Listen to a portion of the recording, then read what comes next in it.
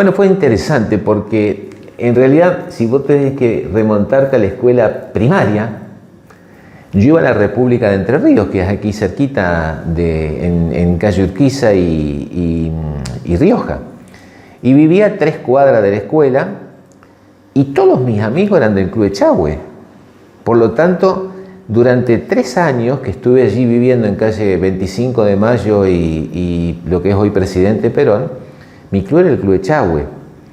Pero sin embargo, como tenía un tío que era dirigente del fútbol del Club Talleres, me llevó a Talleres, estando viviendo a 3 cuadras del Club Echagüe. Y ahí empecé a jugar a la pelota, al fútbol, que Talleres tenía fútbol en esa época, y a jugar al básquet. Y era toda una contradicción, porque tenía que irme como 15 cuadras teniendo un club cerca. Mis amigos muchos no lo entendieron, y yo hasta hoy en día no te doy una explicación lógica. Yo creo que fue una cuestión del afecto que yo le tenía a ese tío, que me llevó a jugar al básquet y al fútbol ahí. Pero también tiene una cosa muy interesante, porque me hice de amigos entrañables en ese club, que hasta hoy los tengo, ¿no?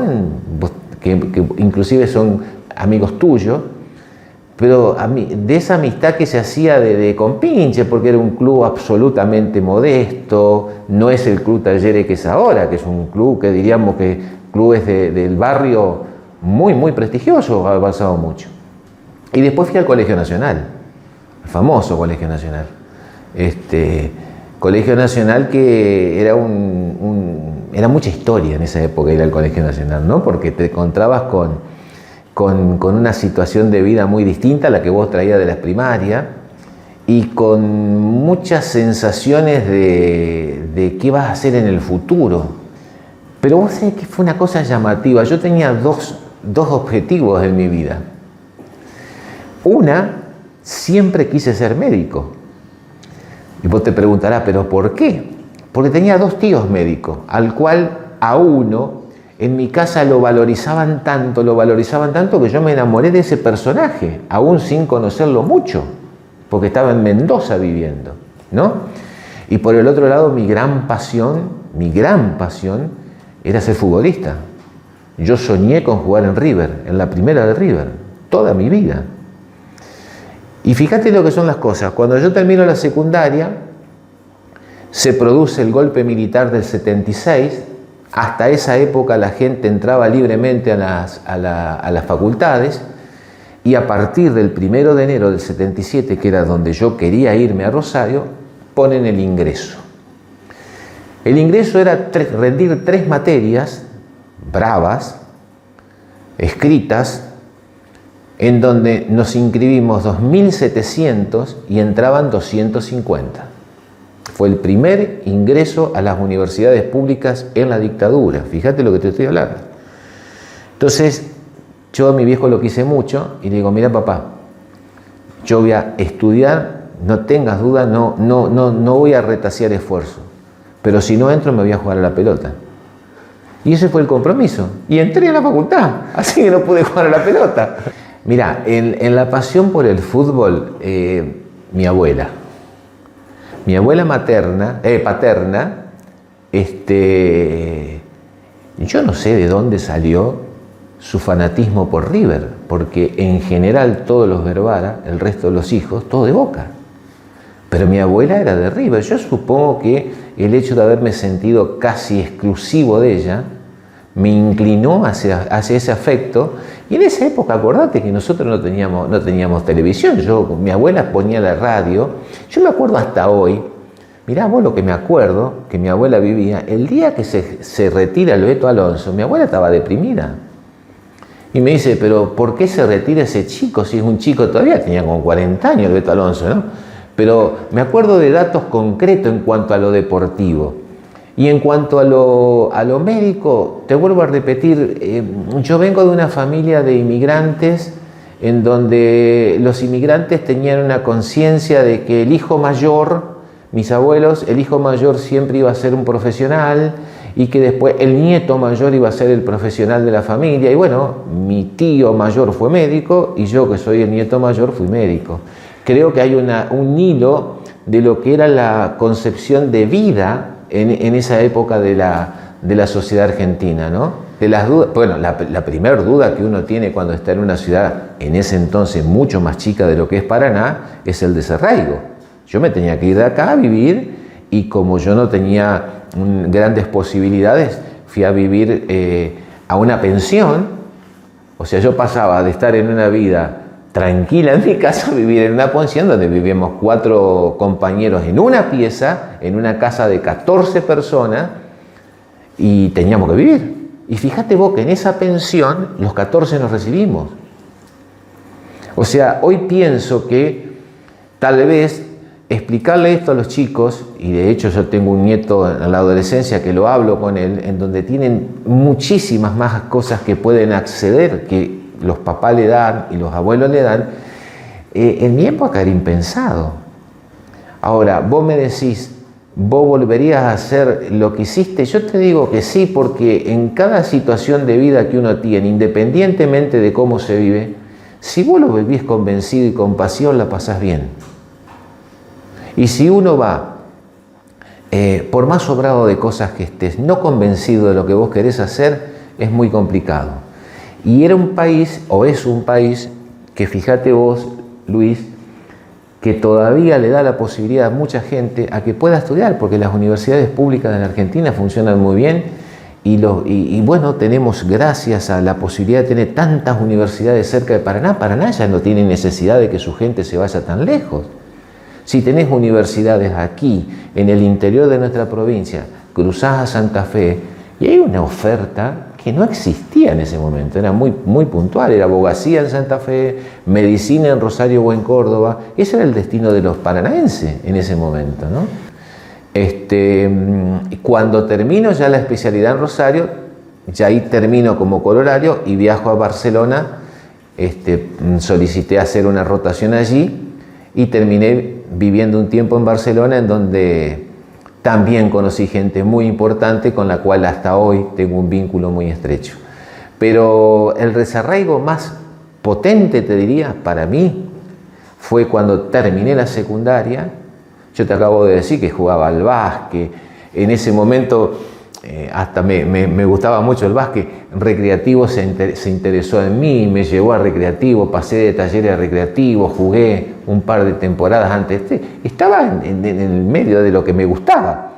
Y fue fuerte, fue duro. Lo que me salvó fue la posibilidad de conocernos con amigos nuevos allí en Rosario, de distintas partes, amigos del interior de nuestra provincia y de otras provincias, en donde se genera también un vínculo muy fuerte, porque estamos todos en la misma. Estábamos todos en la misma, así que era tirar para adelante nada más. Bueno, la cuestión es que ya estando en Rosario con el profesor Tano, era un privilegio, porque Hugo es una celebridad mundial. Hugo tiene trascendencia mundial. Por lo tanto, durante todos los años que yo estuve con él, pude convivir, compartir contactos del mejor nivel. Y en Barcelona también, porque es un centro de formación europeo, el Hospital Clínico de Barcelona. Y a mí me produjo una sensación que el otro día te lo comentaba, ¿no? Que cuando yo regreso, aparte estamos hablando que yo regreso y tenía ya formado 27 años. Yo me recibí a los 22 y a los 27 yo ya estaba en Paraná con todo ese recorrido hecho. Entonces me encontraba con ese caudal de información y con ese caudal de contactos, y yo veía la necesidad de ver cuál era el puente de poder transmitir lo que yo tuve la posibilidad de tener a todas aquellas personas que fui conociendo y que por ahí no tuvieron la suerte que yo tuve.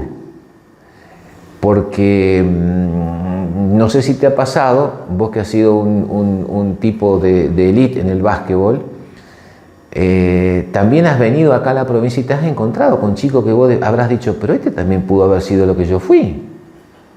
Y yo fui lo que fui, y este pibe con las condiciones, ¿y por qué? Bueno, yo creo que hay una cuota también, aparte de lo que uno le pone, de las ganas, del proyecto, de que se alinean los planetas, ¿no? Pero son situaciones muy interesantes que uno tiene que tener en cuenta. Nunca podés lo que vos podés adquirir, ya sea en lo deportivo, en lo social o en lo científico, y si vos lo hiciste con un esfuerzo importante, yo creo que es un deber, una obligación intentar transmitirlo sin ningún tipo de mezquindad, porque es, por lo menos para mí, es la única forma en donde a mí me hizo sentir bien, me hizo sentir pleno. A mí lo de maestro me encantó en lo emocional y en la carga afectiva de quienes me lo dieron y lo que me hicieron sentir.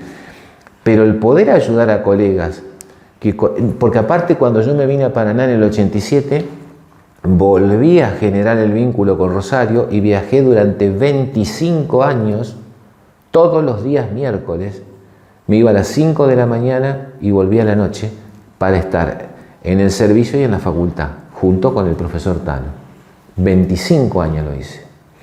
Entonces, el contacto lo tenía permanente, pero yo tenía que saber cómo volcar eso y cómo poder transmitirlo a la gente, incentivar a los jóvenes, movilizarlos, explicarles de que no hay límites para hacer buena medicina. No se necesita estar en una ciudad grande, hay que saber pensar, hay que estudiar y tener sentido común. Y eso es una cosa que se entrena en la vida. En los momentos de crisis de quien escucho, bueno, es muy importante saber cómo estás constituido en tu familia.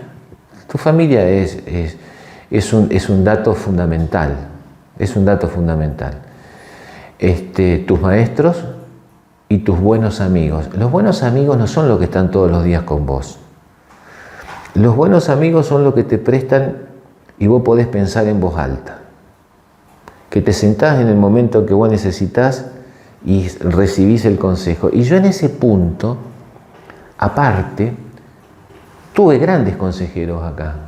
Tuve gente grande que me ayudó muchísimo en esto, en pensar. Y no eran de mi generación, era gente mucho más grande que yo. Por ejemplo, el doctor Julio Klemboski, que es una persona que yo quiero mucho. Y fíjate vos que es una persona que me he sentado a hablar tantas veces como fueron necesarias en sus momentos y nos ayudamos a pensar cosas, por ejemplo. Y yo creo que todo aquel que te ayuda a pensar no tenés que dejarlo de lado, porque uno debe saber que como grandes imperfectos que somos, por lo menos en mi profesión, lo más importante no es tener muchos éxitos diagnósticos, sino equivocarse menos. Primero le agradezco a la vida, porque la vida me ha permitido a la profesión y a mi maestro. Porque te digo, Luis, yo soy un elegido, yo no puedo quejarme de nada. No puedo quejarme de nada, yo soy un agradecido permanente. Y fundamentalmente agradecido a la gente que he conocido a través de todo este tiempo, con los cuales hemos podido conversar, hemos podido dialogar en profundidad y me han hecho crecer. A esos viejos sabios que yo te digo. Yo tenía 3 viejos sabios. Uno, el querido Adolfo Golf, otro Julio Klemboski y otro Mario Camaño. Eran 3 viejos sabios con los cuales yo me pasaba horas charlando.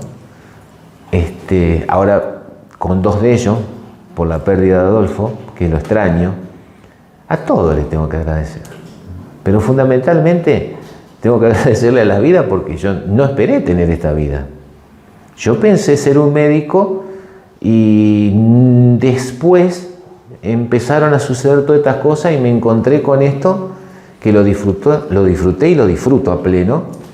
Y bueno, te habré comentado de esto que me han hecho, de que me consideran mis pares maestros. Bueno, me han llenado de ese calor interior que es único, ¿no?